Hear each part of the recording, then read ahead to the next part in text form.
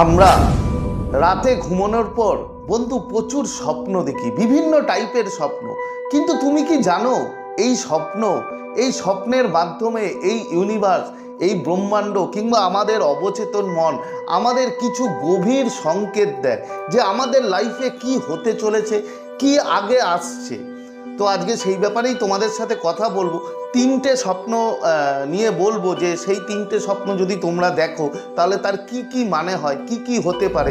তো প্রথম স্বপ্ন সেটা হচ্ছে, তুমি যদি স্বপ্নে দেখো তুমি স্বচ্ছ জল দেখছো, কিংবা দেখছো যে তুমি স্নান করছো একদম পরিষ্কার জলে, কিংবা পরিষ্কার নদীর পাড়ে তুমি দাঁড়িয়ে আছো, কিংবা সমুদ্রের পাশে তুমি দাঁড়িয়ে আছো।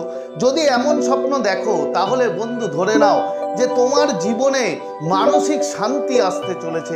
তুমি যে এতদিন এত মানসিক অশান্তিতে ভুগছিলে কোনো কিছু নিয়ে, সেটার অবসান হতে চলেছে।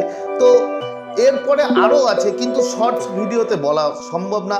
আজ 7টায় তুমি চোখ রাখো আমার চ্যানেলে, লং ভিডিওতে ডিটেলস পাবে।